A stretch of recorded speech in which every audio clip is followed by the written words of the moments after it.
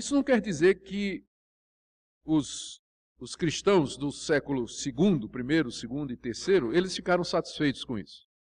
Eles ficaram bastante incomodados que ninguém sabia nada sobre a infância de Jesus. E aí começaram a escrever obras, a escrever livros e histórias a respeito do menino Jesus. Durante os 3 primeiros séculos, começando no século II do cristianismo, apareceram o que nós chamamos dos evangelhos apócrifos, que eram histórias a respeito de Jesus que não foram escritas pelos apóstolos, não foram inspiradas por Deus, mas que tinham como objetivo complementar essas lacunas no Evangelho de Lucas. Havia muita curiosidade a respeito da pessoa de Jesus, à medida que ele ia se tornando conhecido e o Evangelho ia sendo anunciado pelo mundo todo, então e a sua figura ia se tornando cada vez mais popular, e aí as pessoas queriam saber, não é, como era ele quando menino, o que é que ele fazia, como é que ele agia quando criança. Nós temos hoje cerca de 140 livros apócrifos, que foram livros escritos durante o século II e o século III, sobre a vida de Jesus, cartas em nome dos apóstolos. Eles são chamados de apócrifos, porque a palavra apócrifo significa oculto.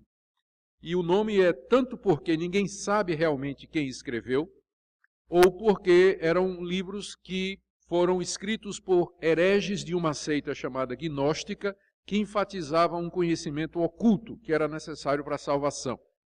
Eu sei que o ponto é que a igreja nunca aceitou essa literatura como sendo inspirada por Deus. A igreja só reconheceu os 4 evangelhos, as cartas de Pedro, de Paulo, os escritos de Judas, Tiago, de Hebreus e de João e pronto. Eram considerados como palavra de Deus e inspirados por Deus. E essas outras obras, embora elas fossem muito conhecidas e espalhadas, elas não eram vistas como sendo palavra de Deus, mas elas traziam histórias e lendas a respeito do menino Jesus. Desses 140 apócrifos, tem 8 evangelhos da infância de Jesus.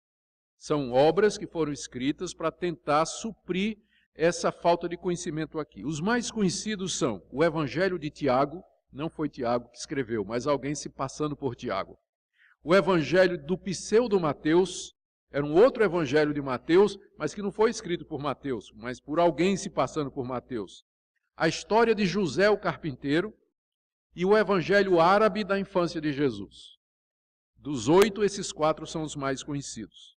Todos eles foram escritos no século II e contam detalhes da adolescência de Jesus e do seu tempo de criança. E quando você lê, e eu tive a oportunidade de ler quase todos eles, quando você lê esses evangelhos sobre a natividade de Jesus, a infância de Jesus, você tenta fazer o quadro que eles pintam de Jesus e é muito interessante. Como é que Jesus aparece nesses evangelhos? Jesus é visto como um menino muito bonito, muito travesso, que ficava com raiva de outros meninos, mas que era exemplar como filho em casa. Ele ajudava os pais nas tarefas domésticas, lavando louça, limpando a casa, varrendo a casa. Era obediente aos seus pais, mas era um menino diferente e especial, porque era ele quem liderava as orações e os jejuns. Quando Jesus sentava à mesa para comer, todo mundo esperava que ele sentasse e ele orava. Não era José, mas Jesus. E quando Jesus jejuava, a família toda jejuava. E se Jesus não chegava para sentar à mesa e orar, ninguém comia sem que Jesus chegasse. Quando ele dormia, quando o menino dormia, o seu corpo brilhava. Ele tinha poderes miraculosos. Ele transformava os seus amigos em ovelhas. Ele ressuscitou mortos. Uma vez Jesus encontrou um passarinho morto no chão, tocou, o passarinho viveu e saiu voando. Ele fez grãos de trigo germinar e flores desabrochar. As fraldas de Jesus eram usadas para expelir demônios. A água em que Jesus tomava banho foi várias vezes usada por Maria para curar doentes e enfermos.